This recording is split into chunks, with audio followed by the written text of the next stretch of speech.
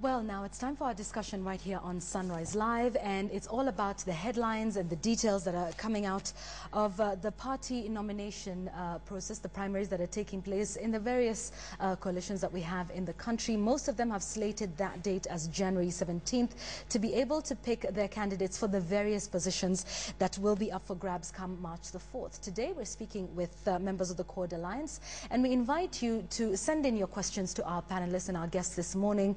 You can do that by SMS. Our line is 8040. You can also tweet us at KTN Kenya. Tweet me at Yvonne Okwara with any questions that you may have for our guest this morning, Omingo Magara, who's the party leader of the PDP within the Court Alliance. Thank you very much for joining us. And no stranger as well, John Kiarie, or better known as KJ, from the ODM, aspiring to lead the people of Dagoretti constituency. Karibuni sana.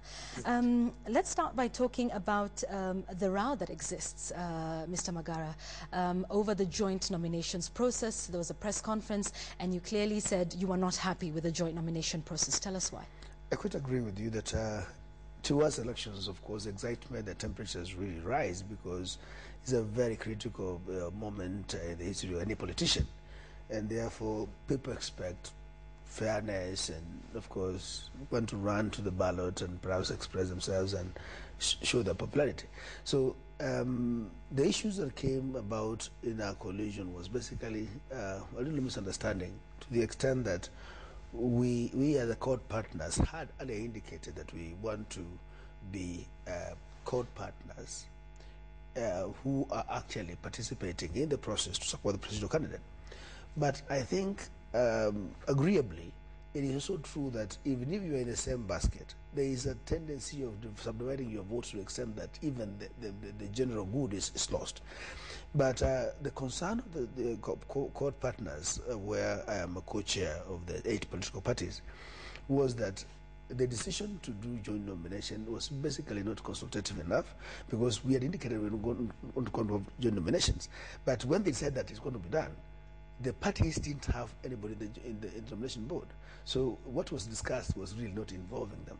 And that's a serious concern. Okay, however, there was a meeting at Serena, and you were able to send representatives. Yes. What were the deliberations of that? And because now you're saying you were not comfortable with it or were not aware, but you did send your representatives to that Serena meeting at which this issue was discussed? Actually, the team we sent to Serena, most of us, the party, the chairman and co-chair were out of town.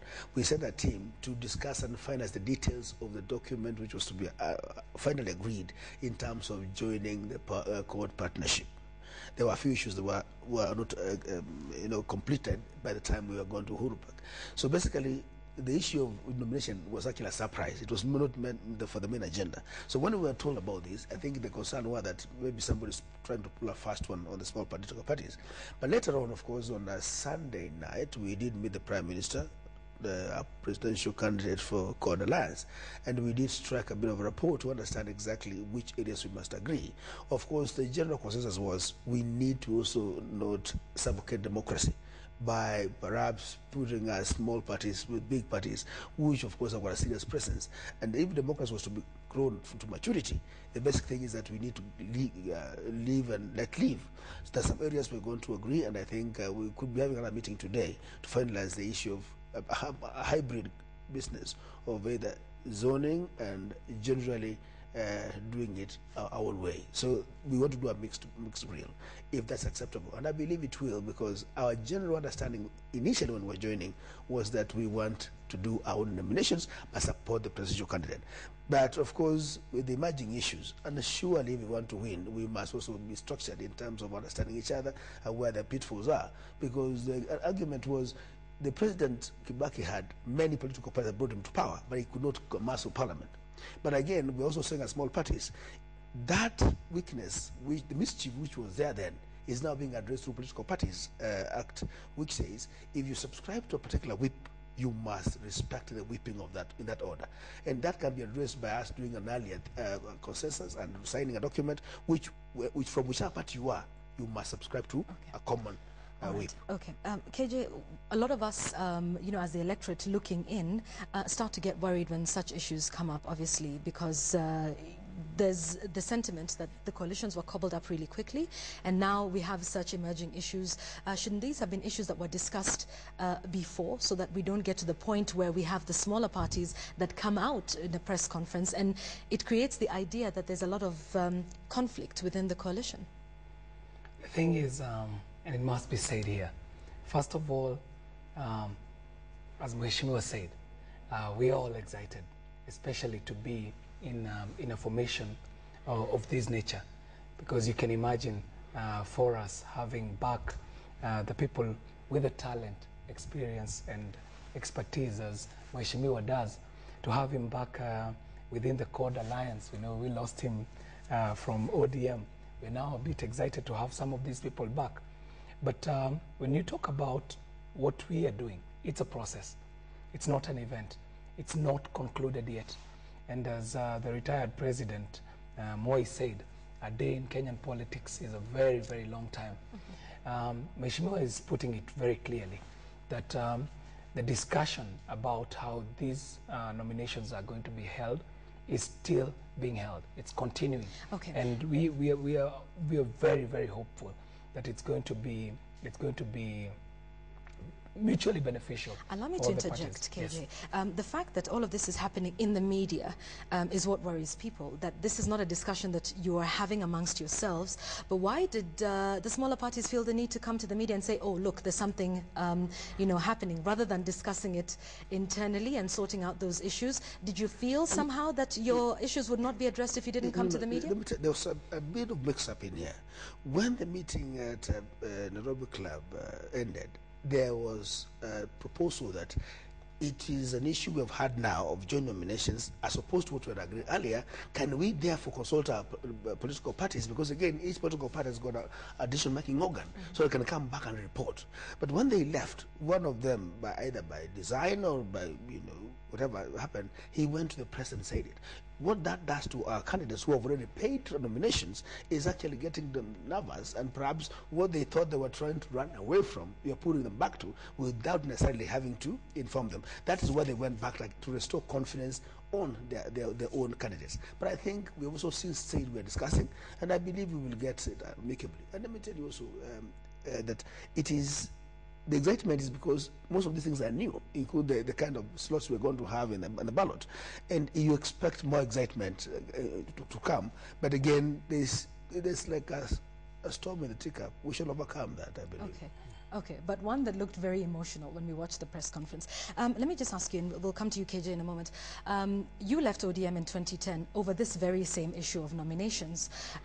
What made you then feel confident to come back? Because it seems like you're raising the very same issues you raised in 2010 when you left and formed PDP, you know, which you are now a part of. Thank you. Ideally, we made very clear that we're joining the CORD coalition as CORD partners and all members who will stand on our ticket but support the presidential candidate and even subscribe our membership to the whipping of the CORD. The change of heart is what is was worrying all of us, because it is that which was an issue that I addressed through coming with PDP. Now, again, trying to unmask the whole thing it gets a bit sticky. And that's what we're saying. We need to understand one another and get to the crux of the matter and streamline a few things that were wrong, if we can, in this case, then to move together. But so far as we stand, the most political parties, more political parties, actually are standing on the ground that they want to do independent nominations and support the president. But there's some areas I say that we've agreed, or generally that in cosmopolitan areas like cities, we need to actually put our heads together if we must make an impact. That is generally agreed. And again, remember, we are better placed with those political parties in CORD working with you as opposed to them walking out to work with somebody else. Okay. I mean, it's a gain for the CORD. So this is not a case of deja vu for you. Are you worried? Is this a case of deja vu, 2010 happening again in 2013? Well, we are properly insulated. That's what I can tell you. Okay, all right, okay. Let's talk about the date, January 17th. A lot of questions being raised about that date, KJ. It's the date right before the IEBC deadline. And Franklin Bett has been on KTN quoted as saying, well, you know, it's one of the ways to make sure that there's no party hopping. Does it seem unfair then for people who might have disputes arising from the primaries?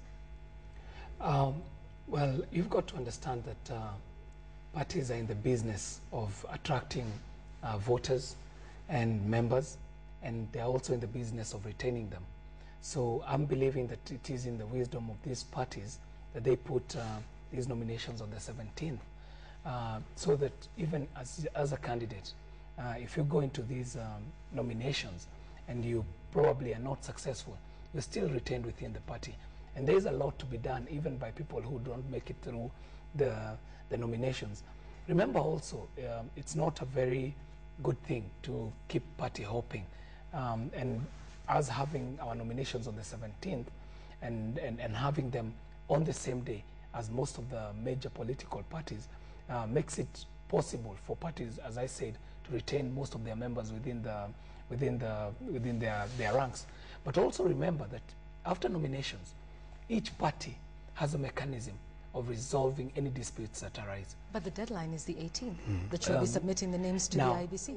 You see, if you put in a contest, for example, for someone who has been nominated and they are subsequently elected, remember you can also petition. And if you go through the process of dispute resolution from the party level all the way to petition, and it is established that this individual is culpable of an election offense, remember this person's election, even at the general election, can be annulled by the court because of a dispute arising at nomination level. But some would say some of these issues should be done way before the deadline and way before we head to an election. That would have been ideal. But remember that we are going into a very special election. It's a very different election. If we opened up, for example, for a process of dispute resolution and protracted wars within parties, it would even end up being a bit more untidy. Let us try and contain as much as we can the process within the laws that are guiding the political parties and also the laws that are guiding the elections, because that way we are able to go through a cleaner, better process. Okay. All right. No, I think, your question is truly, fundamental, because if you look at the timelines which were shrunk by the parliament, it didn't cure the mischief it was supposed to be. Because remember, political parties were supposed to, hoping was supposed to end by 4th January. The issues are, of course, the presented were that there are issues that were not done in parliament, therefore you could not shut that door, and parliamentarians will not sit in this case, and therefore there are bills to be passed which could not be passed. I think it's an issue that we need to address in a special way. The only concern I think that it can compromise people's rights in terms of participating in elections is that you have no window to address these issues. And I think this can also go fundamentally to touching on the rights of other people, because you can't have a snapshot elections. And I think it's a special case in the sense that we don't have luxury of time, and we must contend with it. That being said, there's enough time, well, there's a bit of time between now and the 17th. And I understand what you're saying, KJ, about keeping people within the party, but at what cost? If these people are in the party and they're unhappy and they have unresolved issues, how then do you move forward as a united front? And hopefully, if you take the day on March the 4th, what happens then? If you have all these people in the party who are unhappy and who might leave anyway, there's nothing that stops them from leaving the party, even though they don't get the nomination. I'll say again that we are going into an election in 2013 where the circumstances are so different from anything that we have ever had, and hopefully from anything that we will ever have. Remember that when you're going into a nomination, and in a situation like 2013, where you're going into, some of us are going into nominations within alliances, it means in some situations the ticket is either going to make or break your political career. In such an election, you want to be as prepared as can be. But this preparation is not possible because of circumstances, even beyond individual candidates, beyond even political parties. For example, I'm an aspirant for Dagoretti North constituency.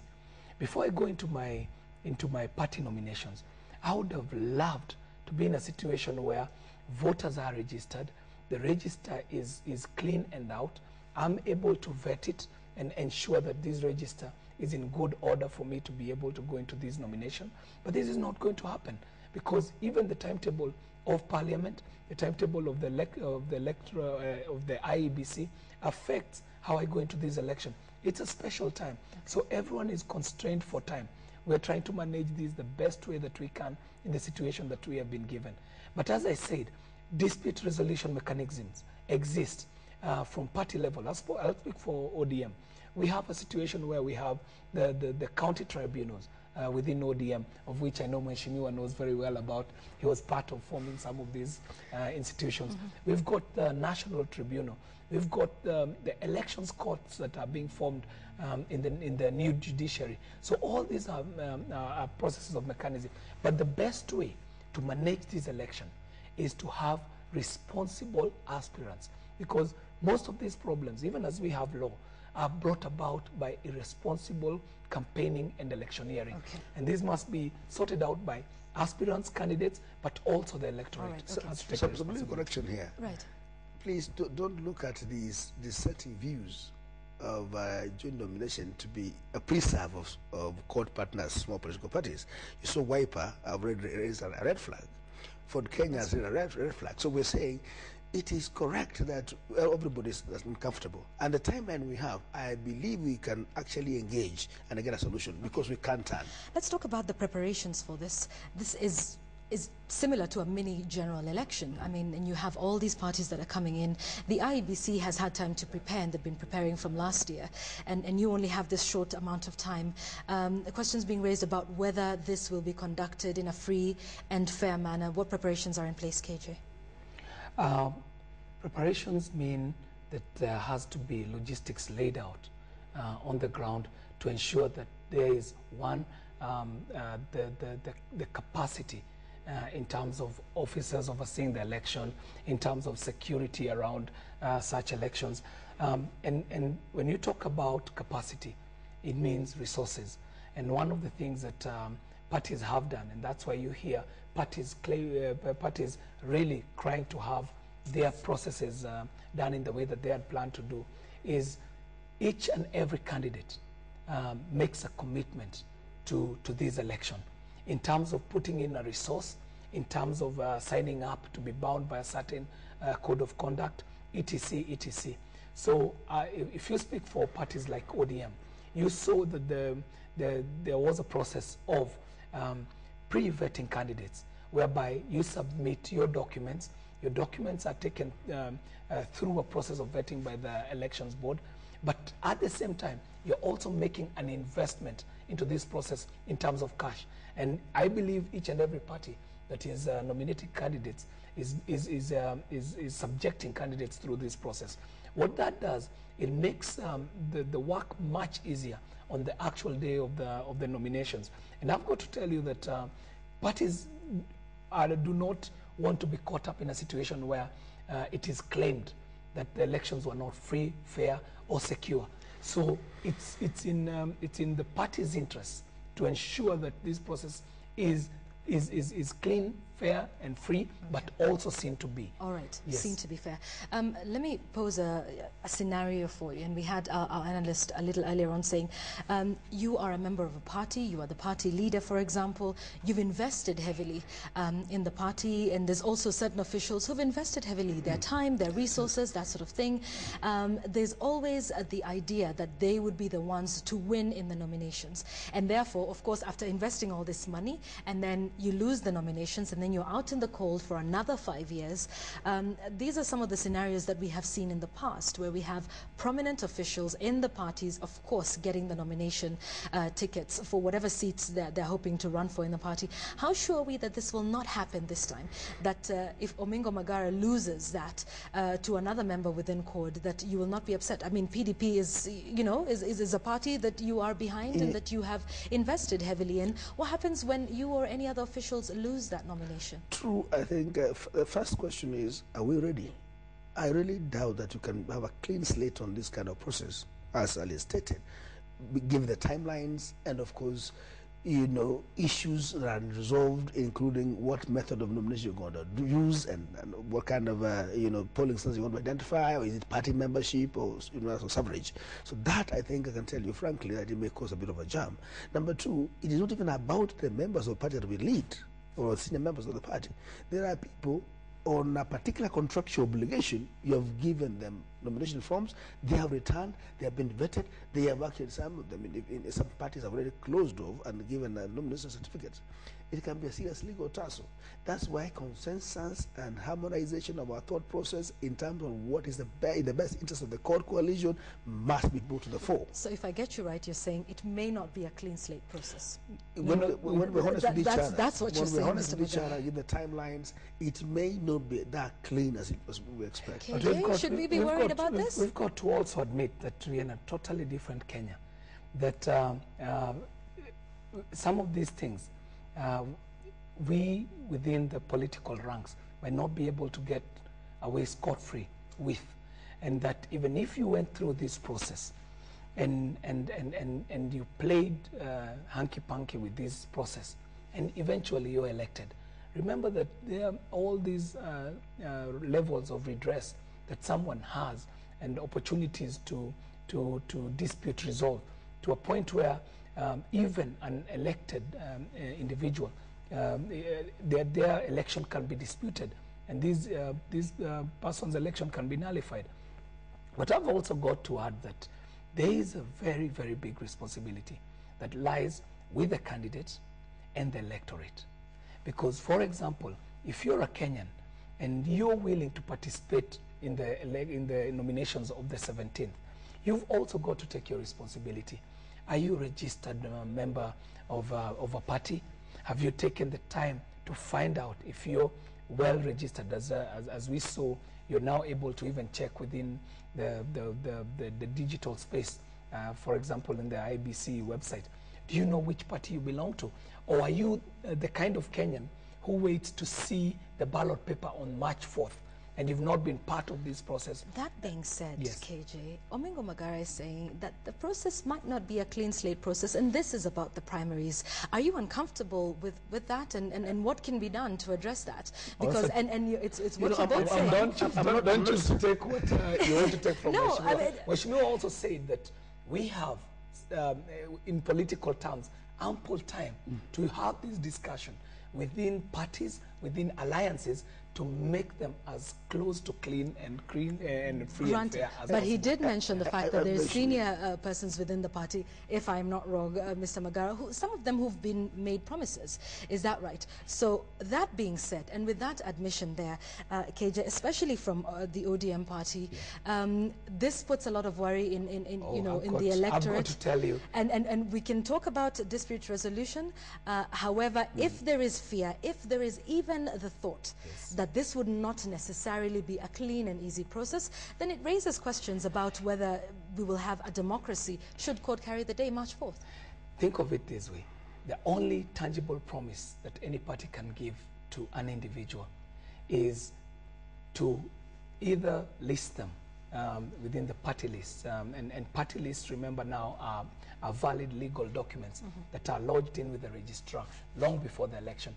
And I can't think of any other promise that a party can make, because if you're subjected to a nomination, if it was about who you are in the ranks and files of the party, you remember the election we went to in 07, where individuals within the parties like PNU, very senior officials, some of them extremely senior cabinet ministers, were flawed at nominations level. It doesn't just count to be perceived to be a big shot within a party. It also does matter what happens on the ground, because if the electorate denies you, there is no way a party is able to force a candidate down someone's throat or an electorate's throat. And remember, the electorate now is a bit more educated, a bit more active, a bit more involved. We are seeing individuals who are never involved in political party processes now taking very keen interest in these political party processes. So vigilance. And I'll repeat again, as electorate, as candidates, we've got to be as vigilant as we can be. There is something I need to highlight here. Right. When you appreciate there is an issue, then you have time to address it. And now I'm saying there are issues that may look like they can compromise the process. That we have time, we can consult with the reason, with the purpose of getting to a concurrence and smoothing the process. I'm not saying that it's going to be clean, and of course we have issues, and the moment you appreciate our issues, then you're better placed to address them. Number two, there are beautiful legal provisions in terms of addressing the shortcomings, but there's no time to address this, as it were, because you can't do anything after all after 18th. So what we're saying is between now and 17th, things can be done, and I can tell you, it's about consensus that is going to push the process through, because even where there are flaws, we must also give and take, because we're under pressure of time. Because again, if you look at a very basic thing, we haven't really harmonized our nomination rules, or all the parties to be able to agree on which process to be used or which one we integrate. These are some of the issues that we cannot gloss over and ignore. But we are saying the moment you appreciate and say yes to truth for it is, we can therefore then address them before the 17th. All right. It's such issues, obviously, that raise, we've seen party nominations in the past being violent, and a lot of drama that surrounds that whole issue. Violence with the court nomination on the 17th, measures put in place. Of course, when we see press conferences and when we see these differences, some may say this is a precursor to violence. How do we prevent violence this time around? KJ? I'm really praying that the National Elections Board, now I'm talking about within my party, is going to put their money where their mouth is. I'm a previous victim of political party violence, and our chairman is on record saying that violence is not an option, and he has even gone to an extent of saying that any candidate who involves themselves in violence will be disqualified. And I'm praying that the party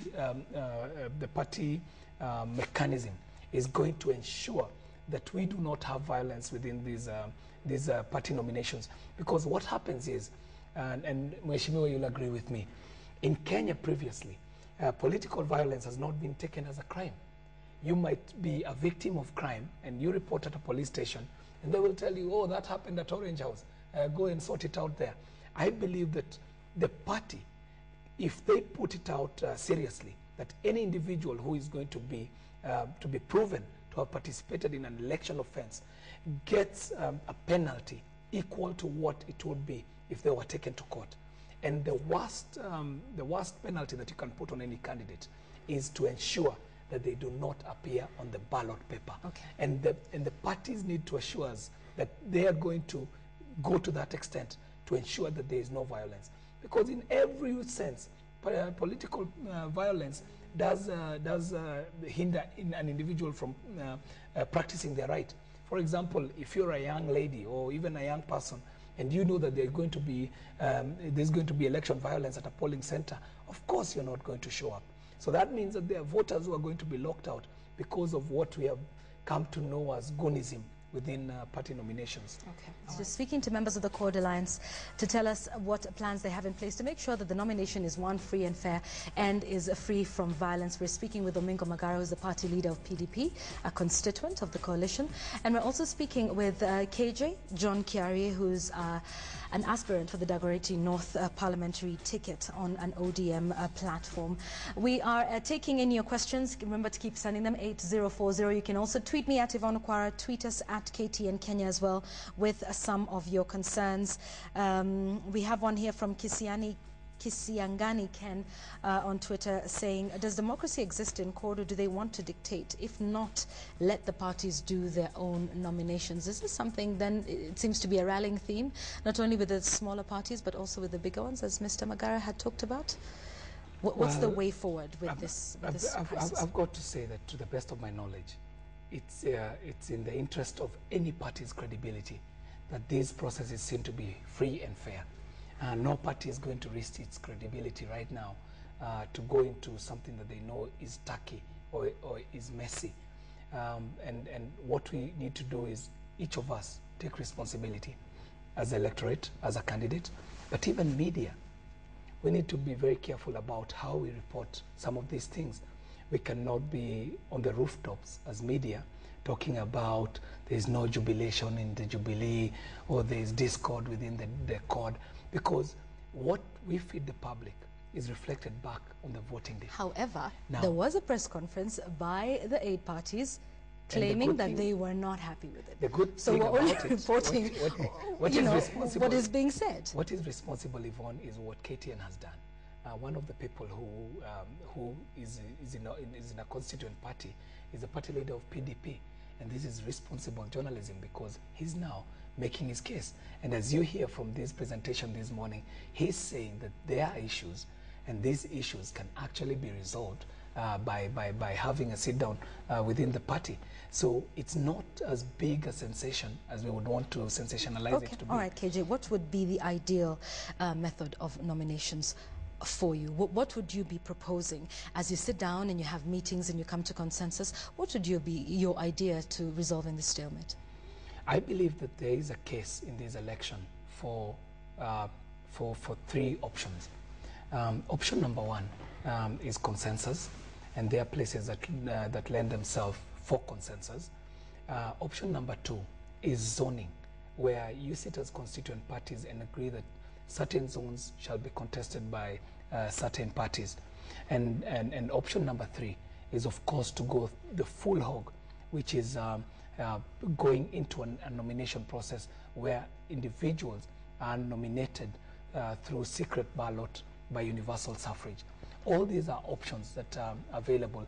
And I believe that going into a place where parties bring their heads together, we're able to amicably agree in what instances are we able to go through the nomination process by secret ballot, in what places are we able to zone, in what places are we able to use any other method. Okay. Do you have party registers, Mr. Magara, yes, we for PDP? Because there's a question that's coming in here on Twitter from James Crop saying, what can block an individual from voting 5 times considering there's no party register, only an ID is required? Are you going to be using the party registers? No, well, actually, what is going to be democratic now in terms of giving people comfort levels is universal suffrage, a voter's card, and the EIBC register. That's what going to be used for fairness, because some parties are larger in numbers and some are smaller in numbers. But let me say this. I think the most ideal thing democratically is actually every party doing their own nominations. That's democracy, really. So I don't suffocate anybody else. And then we support the presidential candidate. Of course, with that clear commitment that any member elected on that Code Alliance ticket is subscribing to a common whip. That's best option 1. In which case, the worry about spreading so thin about political parties can be addressed through Political Parties Act, which says you must subscribe to a common whip in Parliament, for example. Option 2, which is, I think, the most likely, again, in the given circumstances, is a mixed degree, like KJ has said. Let's have zoning, and let's have consensus, if possible, again, some areas where we can do joint nominations, particularly if in this area is ODM that is strong. Put them all into the nomination, and let's let ODM's fraud candidates. The one that we selected from ODM stronghold can be put against our competition, so that we are sure that whoever wins there is a candidate that is going to belong to the court. So a mixed degree would be the best, but in the circumstances, but the most ideal one in terms of democratization of process and rights of people is universal suffrage and people doing the nominations and the meeting at the apex. In previous cases of party nominations and that sort of thing, we've seen, an oversight body that comes in, to make sure that the election is run free and fair. Would you be willing to have the IEBC sort of oversee your primaries to make sure that everything is done according to the book? Yvonne, to my mind, that would be the most ideal situation. Is that going to happen? It takes a lot. I can see Mr. Magara nodding his head. It takes a lot of logistical planning. It takes a lot of resources. Honorable Omingo Magara was our treasurer, and I remember at some time suggesting to him that we need to bring in the then ECK even to our party elections, and he'll tell you that the logistical possibility of that, impossible. They slam you with a bill that you cannot be able to. You've seen the bills that they're giving to government to conduct the national election, so you can imagine what it would be to do nomination. So we would have the joint nomination board ideally overseeing this. Do you have, is the membership representative? You had where people are crying for, is that the composition of the elections board did not incorporate the political parties. So what was in there, they felt was not theirs. And I think that was the jittery kind of feeling they had to go to the press. And regrettably, yes, that happened. But I think it shouldn't have happened if we really consulted and honored our commitment. After we didn't agree and agreed to come on Tuesday, we should have respected our own positions. So is that then what you'll be pushing for, Mr. Magara, to have equal representation yes, at the top election board? Consultation and consensus, if possible, because we don't have time. We must be able to, you can't have your cake and eat it. But do you want membership in that joint election board? Sorry? Do you want membership? Yeah. Actually, the proposal which was supposed to be discussed that time was 2 members from court partners to be in the nomination board, and then 2 in the National Executive Committee, and 1 at the summit. So the point of divergence was so small, and if that was harmonized, in fact, the decision that was made, we would have owned it. But why it was disowned is because whoever made it, we were not, our input wasn't. Okay. Yeah, and of course, go back to the issue of IBC overseeing this. Even if the money was available, logistically, I think this IBC is too busy doing other things in terms of fourth elections. I'm sure they may not be able to be willing to do that because it will duplicate their process, and except for the cost, logistically it may not be possible. All right, let's address some questions now that are coming in from our viewers. You will remember the saga of fraudulent party membership. We have one here, Fanwell from Kitui County, saying, can Mr. Omingo explain how my name got to his PDP and I've never registered with them? This is obviously something that's affected both sides.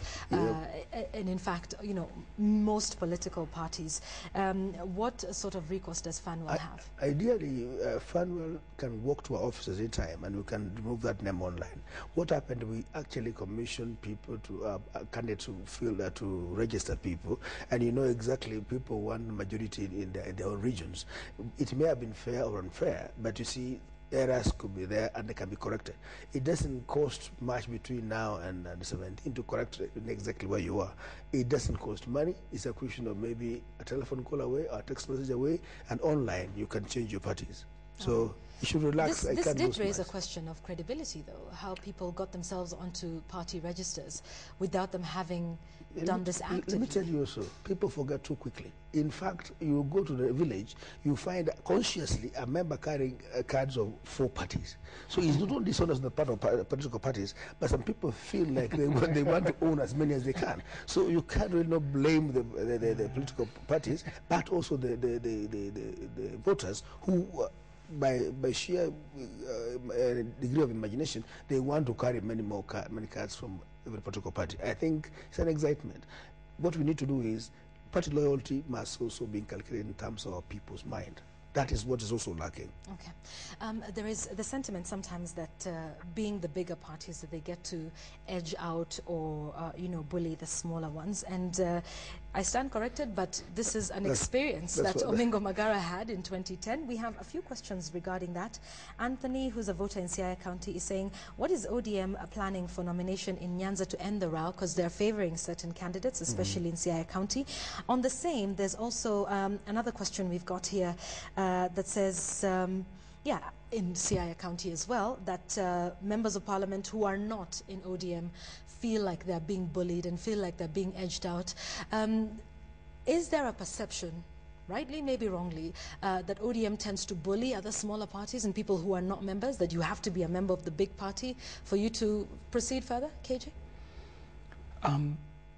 The election process being a contest which is decided by numbers does in some way give an advantage to someone belonging to a popular party within a certain region, which in itself is not unfair. However, as it has been said before, every individual's right has to be protected, up to and including the individual right of a person who belongs to a smaller party. But when we talk about favoritism within political parties, remember that ultimately the decision is made by voters. And history teaches us that there is nothing like a big individual within a party. We've seen historically very well placed, very well lodged, very well rooted individuals being flawed even at nominations level. Case in point, the last general elections, we saw big ministers falling. We saw individuals very highly placed falling even at nomination level. So I've got I've got a belief, because in my political journey, I've had instances where I've contested against quote unquote bigwigs, perceived bigwigs, and we've been able to use democracy to actually turn some of these bigwigs to size. However, it should be appreciated that in certain regions, certain political parties have very massive following, and this following, as it is said, with great power comes great responsibility. I believe we as ODM have the responsibility in certain instances to even protect individuals who do not belong to our party. Okay, all right. Just as we come to the close of our discussion, there's the feeling that if you're not happy with how the primaries come out, some of the small parties will either bolt out after the elections, and this is from a tweet from Bonnie, who says, or you might end up holding the president hostage. Is this a scenario that we will definitely see? Remember, KJ, we're talking about having these people in your party, this dispute, people are unhappy, and they may not have had enough time for their disputes to be resolved before the January 18th deadline. People are seeing this as a possible scenario, Omingo Magara, that you would hold Raila hostage if he became president, or bolt out of the coalition? I am persuading the heavy and the mighty and the weak to reason and consult, because there is benefit in growing together as a bond. Bottom line. Number two, you don't bully others and cause fear and expect comfort levels in terms of excitement towards our cause. So I'm also trying to persuade our big brothers, whom we met, actually we met them to be that big.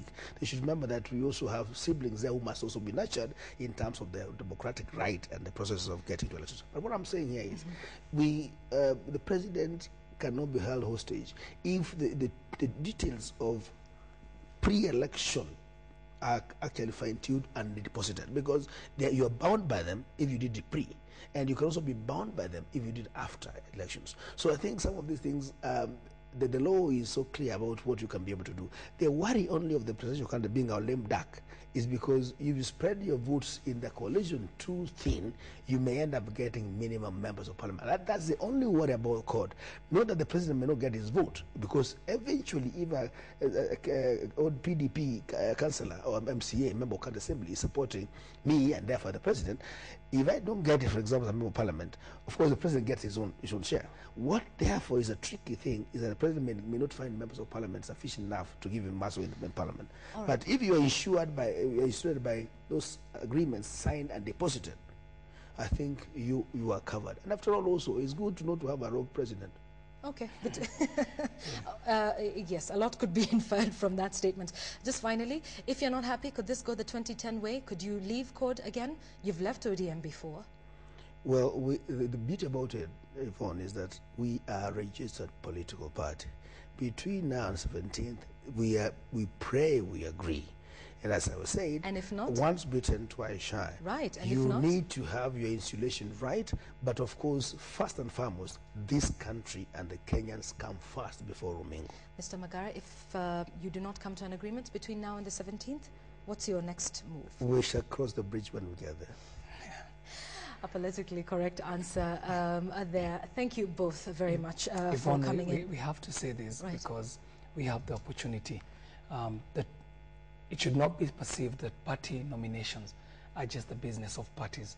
We've got to take this sacred opportunity to tell Kenyans that it's everyone's individual responsibility to ensure that these nominations go right, because if they go right, we set a precursor for a very peaceful general election. And individuals, be you and the electorate, a voter, be you a candidate, be you a political party, you've got to understand the rules that exist. We would ask our members to actually look at the nomination rules within their political parties. We would urge candidates to look at the Elections Act. Some of the things that we are seeing very early in the day, Yvonne, are dangerous. For example, some individuals don't even understand that a simple thing as defacing someone's promotional campaign material is an election act. Okay. So we are seeing candidates tearing off people's candidate posters or pasting their posters on top of other people's posters, which is a precursor to an untidy election. Okay. So each individual needs to take their responsibility by understanding the laws that exist within political parties, the law that guide the national elections, and to see what avenues are there for redress and recourse. Right, we leave it at that for now. Yes. Thank you very much, both, for your time this morning. We have been speaking to John Kiarie from ODM and Mr. Omingo Magara from the PDP, talking about the joint nominations row and what plans they have towards finding some consensus and some understanding on that issue. Thank you very much for your tweets. Thank you for your SMSs. On that, we take another short break now. We'll be right back talking about security, pre-election security. What are individuals doing? What are companies doing? Investing in terms of security, and you know, what does this whole saga with the imposter policeman mean for security in this country, especially going into an election? All of that and more when we come back on Sunrise Live. Keep it here.